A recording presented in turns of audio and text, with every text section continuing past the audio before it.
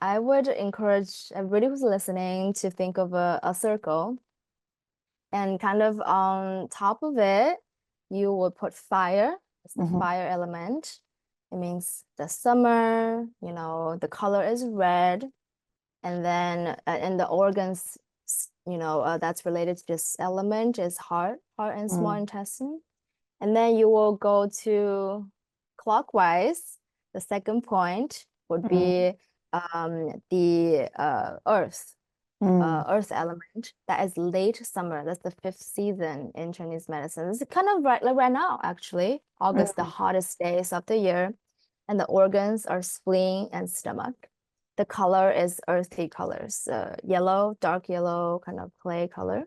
And then you go kind of clockwise a little bit more, you will be at the metal element. The color is white or silver, kind of meadowy color. And the organs are long and large intestines. And then you go again to the bottom kind of the circle. That will be the water element. The color is blue. Sometimes people put black as well. That is the kidney and bladder meridian. And then you go up a little to spring. That will be the wood element. The color is green. It's about liver and gallbladder. And then you will go back to fire. So that's the 5-element generating cycle.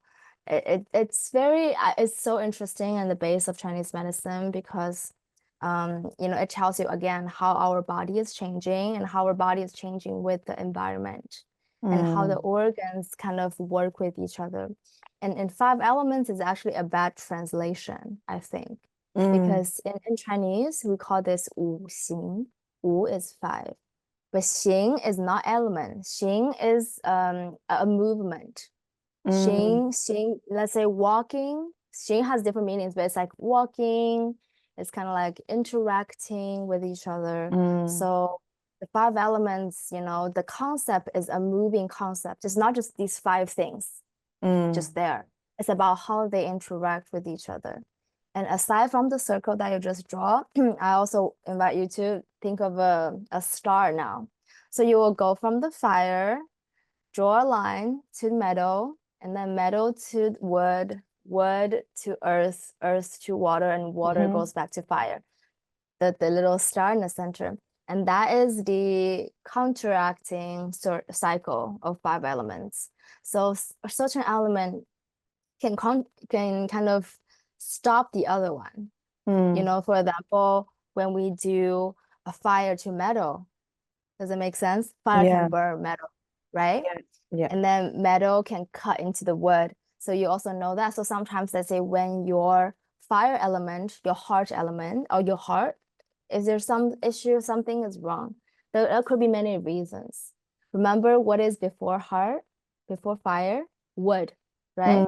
So if your fire is not enough, maybe it's because the wood has issue. You don't have wood, then the fire is not burning, right? If you follow the kind of growing cycle for following the little circle on the outside.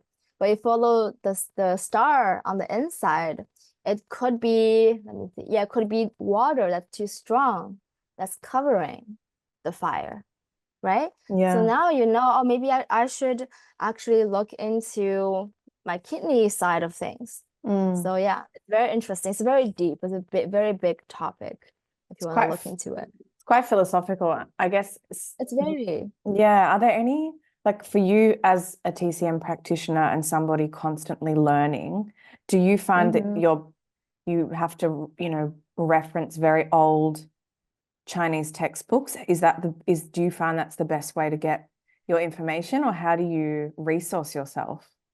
Yeah, maybe because I'm from a nutrition, like a Western medicine background, I don't find the old text to be the most helpful. I think reading them is great. It gives you kind of building up your philosophical idea of what Chinese medicine is.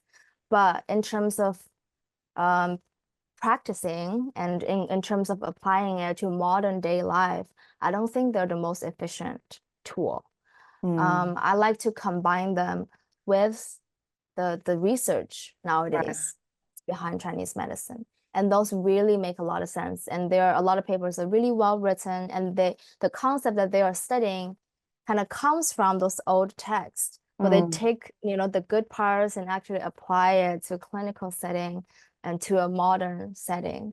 And that I think is the most useful for me as a practitioner. But the old text, I think, is very, very charming. Again, it's very philosophical. It takes a longer time actually to digest Yeah. than papers. I You imagine. really need to think of it.